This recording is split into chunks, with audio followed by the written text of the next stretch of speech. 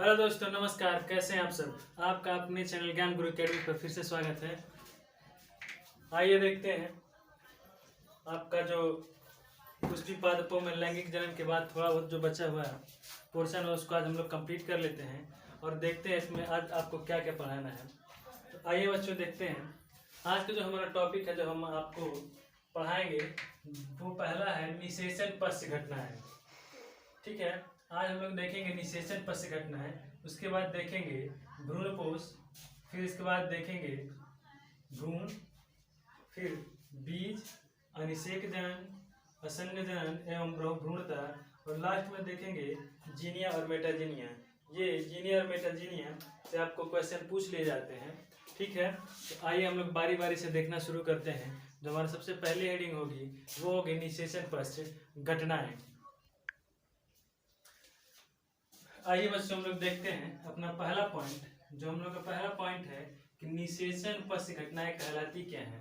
ठीक है, तो बीजांड के परिपक्व होकर बीज में बदलने तथा अंडाशय को फल के रूप में विकसित होने की जो सभी घटनाएं एक साथ घटित होती हैं उन्हें सामूहिक रूप से निषेचन पश्च घटनाएं कहते हैं।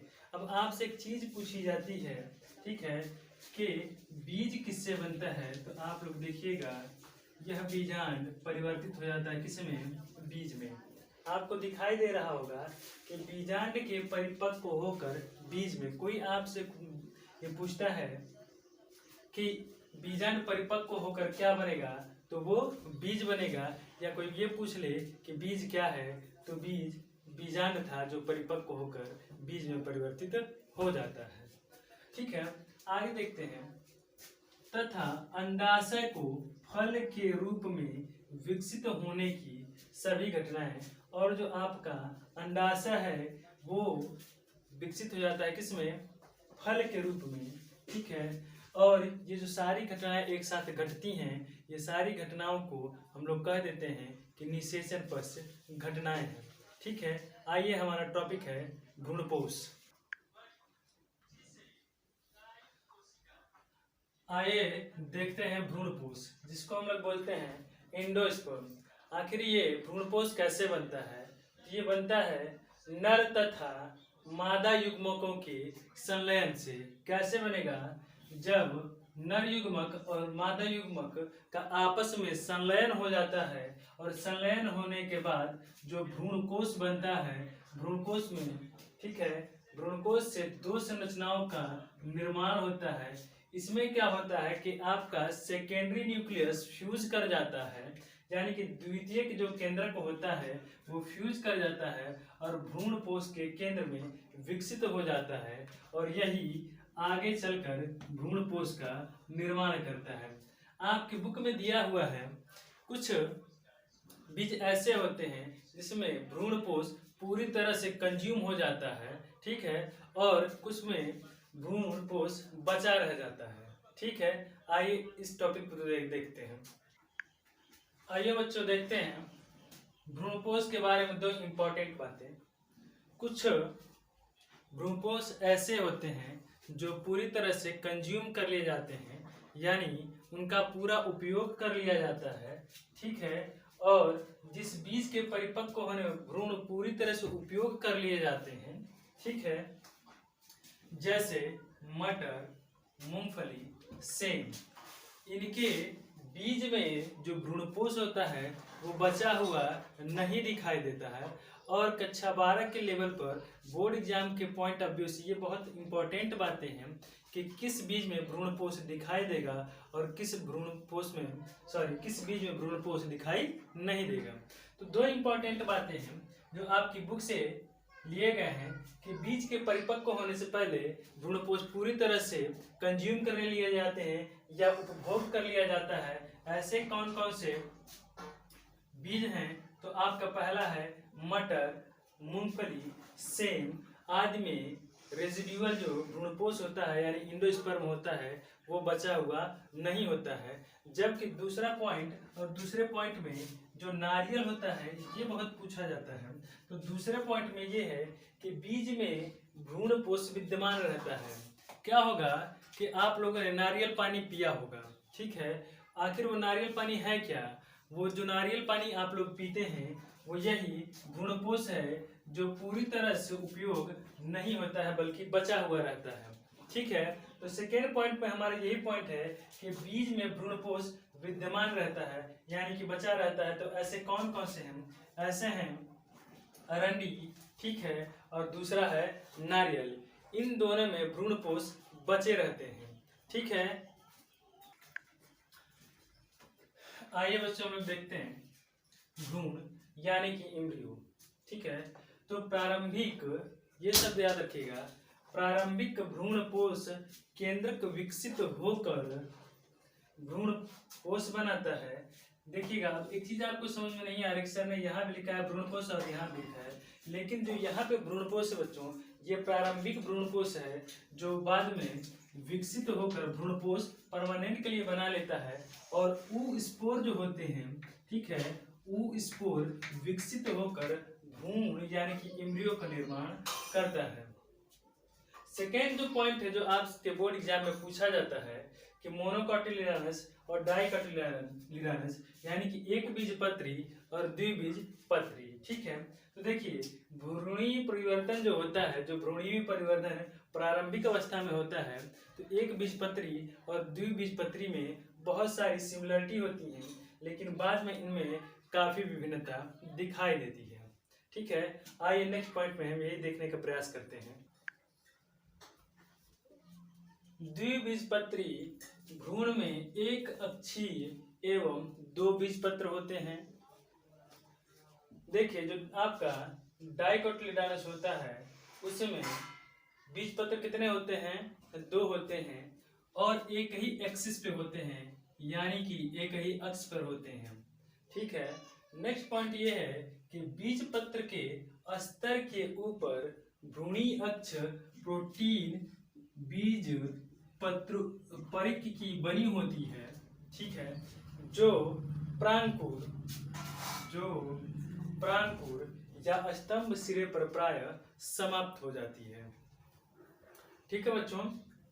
जो लास्ट इसका पॉइंट है कि बीज पत्राधार में बीज पत्रों के नीचे बेलनाकार प्रोटीन की मूलांत सिरा पर समाप्त होता है।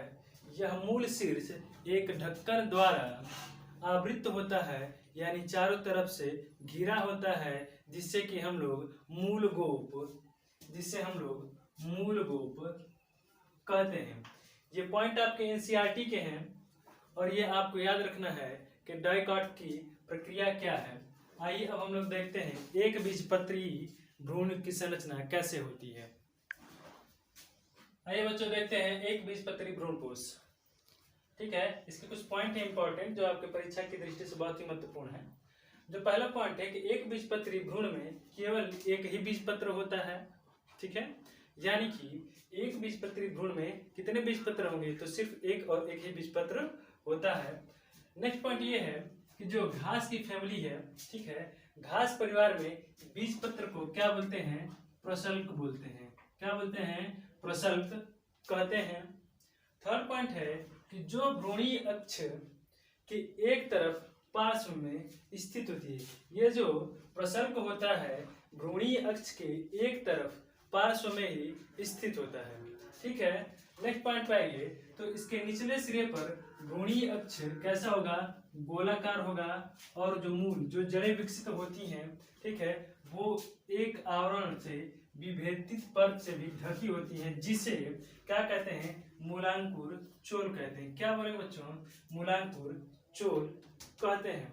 इसका नेक्स्ट पॉइंट है स्कुटेलम के जुड़ाव के स्तर से ऊपर भ्रूणीय अक्ष के भाग को बीज पत्रोपरिक कहते हैं। बीज पत्रोपरिक कहते हैं। क्या कहते हैं हिंदी में? बीज पत्रोपरिक कहते हैं। और बीज पत्रोपरिक के शीर्ष पर कुछ पर्ण होते हैं, कुछ पत्ती जैसी संरचना होती है, जिसे प्रांकुर चोल कहते हैं। हमारा जो नेक्स्ट टॉपिक है वो है बीज। आइए हम लोग बीज के बारे में अध्ययन करते हैं। आइए बच्चों अपना नेक्स्ट टॉपिक देखते हैं हम लोग। बीज, जिसे हम लोग इंग्लिश में सीड कहते हैं। ठीक है, ये देखते हैं सीड कैसे बनता है। तो इसकी जो परिभाषा है कि बीज वर्ण से घिरी हुई प्रसुप्त रचना को बीज कहते हैं। क्या कहेंगे?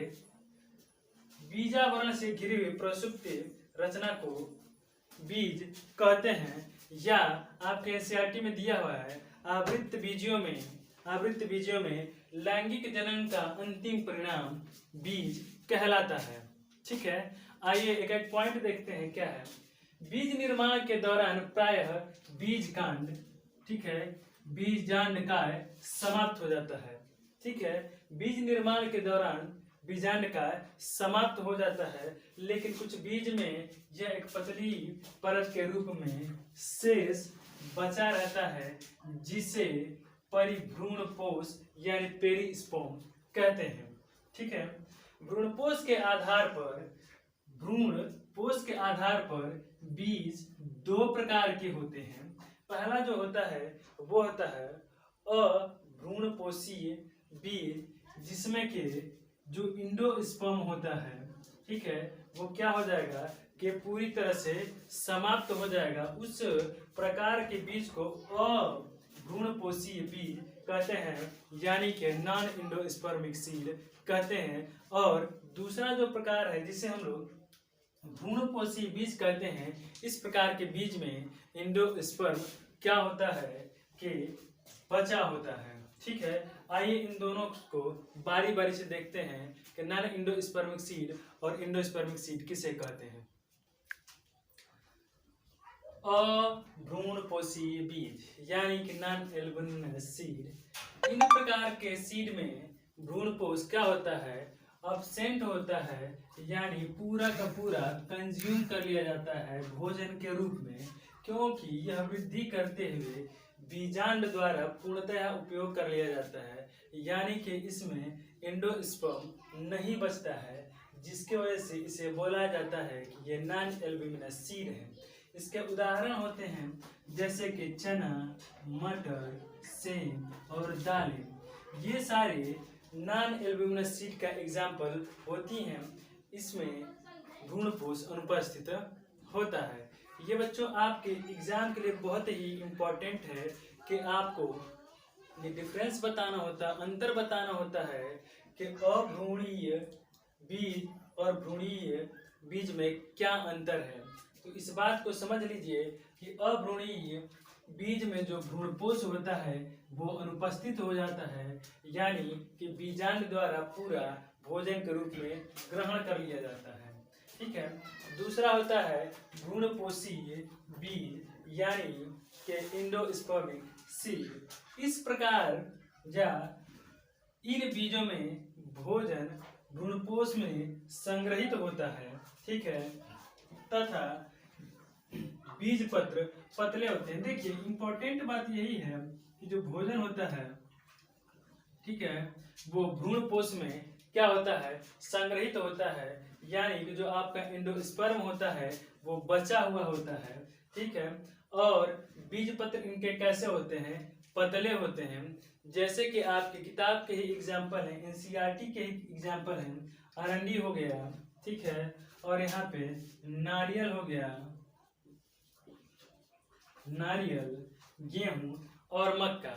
ये सारे उदाहरण बहुत अच्छे होते हैं एंडोस्पर्मिक सीड के।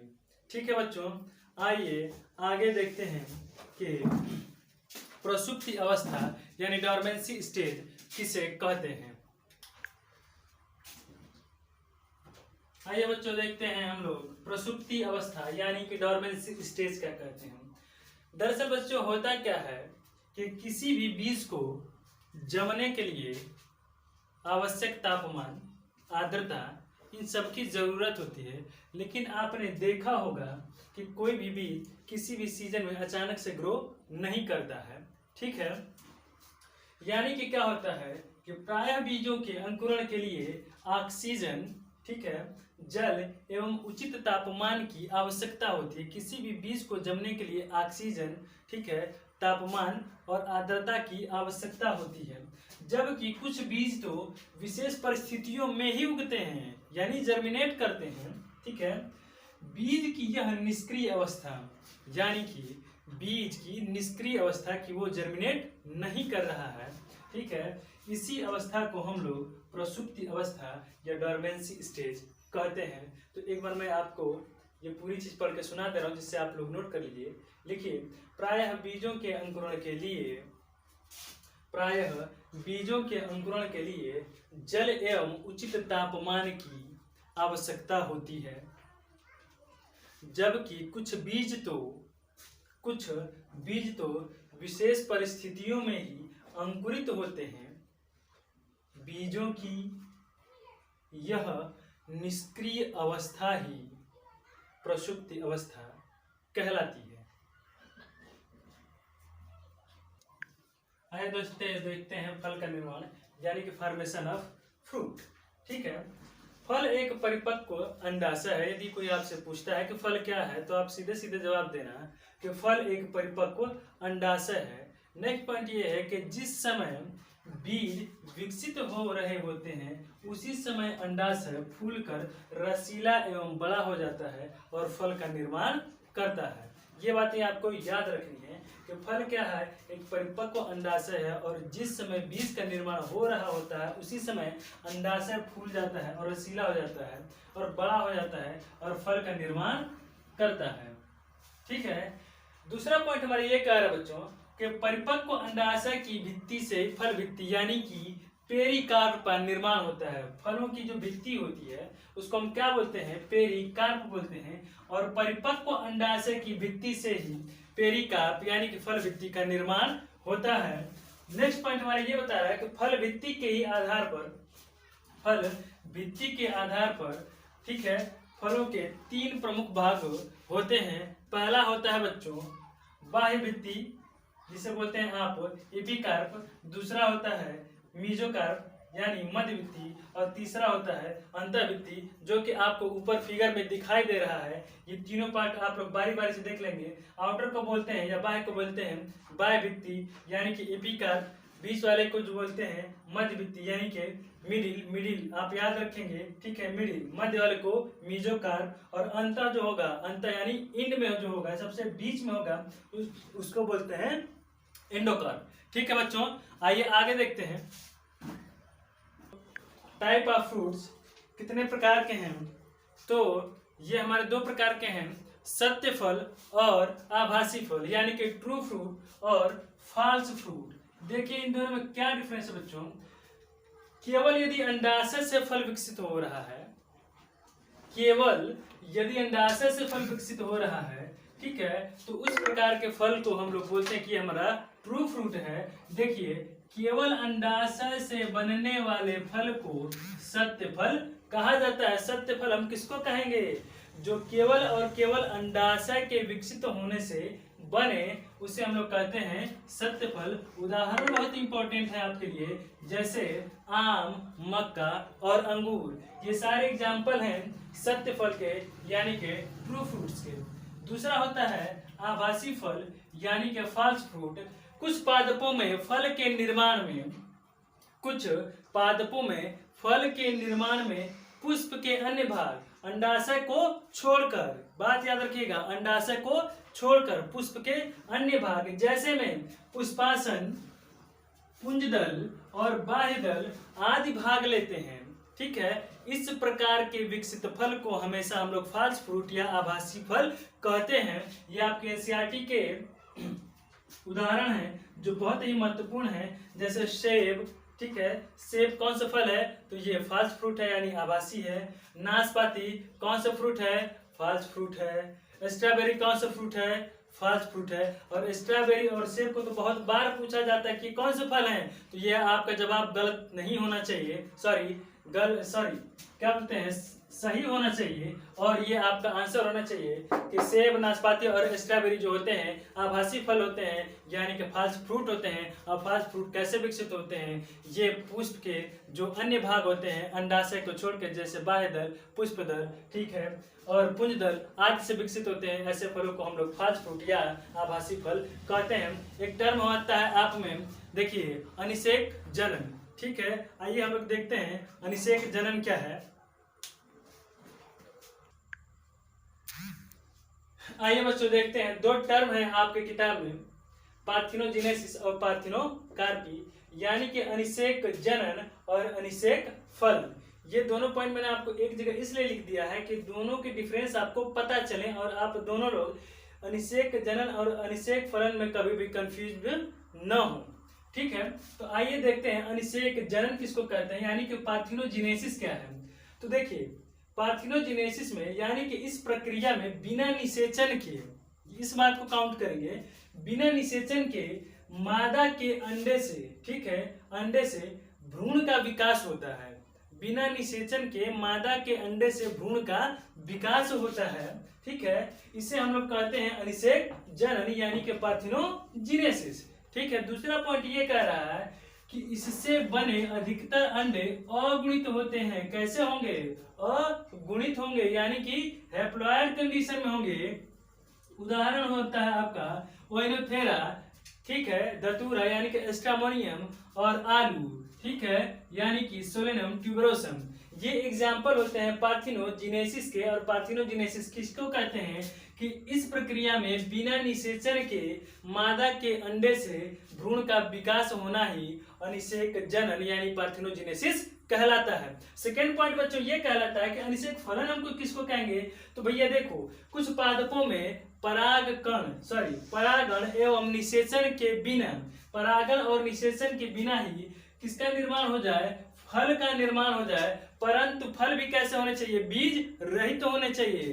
फल भी कैसे होने चाहिए, बीज रहित होने चाहिए। और इस पूरी प्रक्रिया को हम लोग कहते हैं कि अनिषेक फलन है, यानी कि पार्थिनोजेनेसिस है। तो देखिए इस बात को, कुछ पादपों में परागण एवं निषेचन के बिना ही फल का निर्माण होता है, परंतु फल बीज रहित होता है। जैसे आपने देखा होगा, क्या आपने कभी केले का बीज खाया है?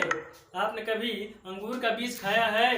क्या कभी आपने अनानास में बीज देखा है? नहीं देखा होगा। क्यों? क्योंकि ये एग्जाम्पल होते हैं पार्थिनोकार्पी के। किसके एग्जाम्पल होते हैं? पार्थिनोकार्पी के, कि कुछ पादपों में परागण एवं निषेचन के बिना ही फल का निर्माण हो जाए। ठीक है, उस पूरी प्रक्रिया को हम लोग कहते हैं अनिषेक फलन यानी कि पार्थिनोकार्पी। अब देखिए, एक चीज होती है, दो टाइप की होती है पार्थिनोकार्पी, एक आर्टिफिशियल होती है और एक नेचुरल होती है।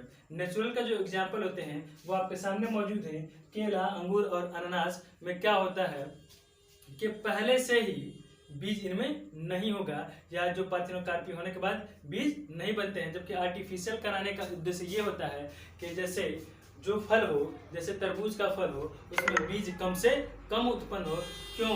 क्योंकि उसकी जो मूल्य है, मार्केट वैल्यू है, वो बढ़ जाए। ठीक है बच्चों, आइए बच्चों देखते हैं आपकी बुक की जो भ्रूणता है। ठीक है, ये पेज नंबर 41 पे दिया है भ्रूणता क्या है, यानी कि पॉलीइम्ब्रियोनिक कंडीशन क्या है। तो बच्चों एक बात को समझ लीजिए कि एक बीज में एक से अधिक भ्रूणों की संख्या हो तो उसे भ्रूणता कहते हैं।